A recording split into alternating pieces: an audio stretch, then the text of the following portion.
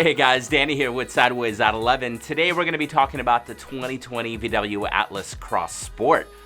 So what is this car? Well, some would call it a sports activity coupe. Hate that word. Would rather just call it an SUV because that's what it is. But it looks like a coupe and it's an SUV, so I get it.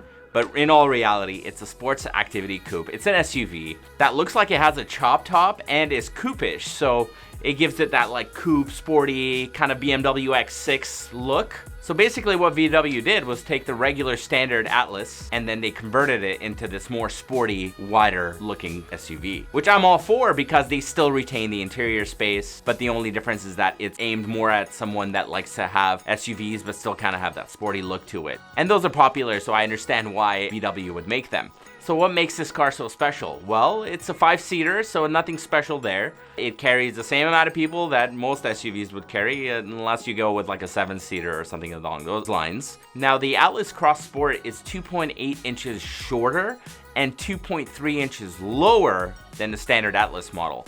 That's what gives it the sportier stance. But it still retains the same 117.3 inch wheelbase, which gives you that interior space that everybody wants. As you can see from the videos, the car looks quite aggressive for a VW. I mean, you've got the nice bumpers in the front, the headlights, the 3-bar grille.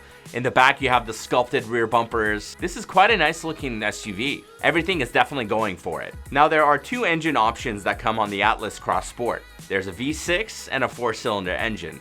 The V6 produces 276 horsepower. It's naturally aspirated. It's basically the regular V6 that they've been selling for a little while on other models. And the 4-cylinder is the same one you would get in a VW Golf GTI or even a Tiguan or a Passat. And it makes 235 horsepower. They are both mated to an 8-speed automatic transmission. And if you want to pay a little extra, there will be an available 4-motion all-wheel drive. If you get the V6 model, it can tow up to 5,000 pounds. So that's quite a bit. Most of the changes on the Atlas Cross Sport really come down to outside body design. When it comes to the interior, it's basically an Atlas. Of course, there are a lot of technological upgrades for 2020 that VW will be bringing to even the regular Atlas. But in this case, you're just talking about things that you can pay for, like options and different tech packages. There will be an R-Line trim available with an even more aggressive look, with chrome piano black treatments all around, front air scoops, and 21-inch aluminum alloy wheels. The differences on the inside really reside with the steering wheel, different types of stitching around the leather seats and the door panels. But in the end, VW wants you to know that this car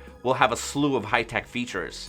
This includes things like wireless mobile charging, internet connectivity. Depending on the trim you can get a Fender 12-speaker audio system. It'll have heated seats, of course, and you can get the digital instrument display. So that's kind of cool. The car will also have a bunch of different safety technologies like traffic jam assist, adaptive cruise control, and a slew of other things. VW hasn't really disclosed pricing on the Atlas Cross Sport yet, but they're saying that it should be about the same price as a regular Atlas, which starts now about $32,000, which isn't so bad. So depending on the level, the trim, the R-Line packages, the different options that you put on the car, of course, you're going to have a different price range. So I would say $32,000 is a good place to start, especially of an SUV of this size. And it also looks really good, so I think it's a good package all around. So I would love to hear what you think about the Atlas Cross Sport. Is it something that you would buy? What would you do with it if you did? Please comment below. I'd love to hear your opinions. And while you're at it, give me a thumbs up and subscribe to my channel. I'm always up to something regarding the automotive world, and I'd love to have you ride along. I really appreciate you. Thanks for watching.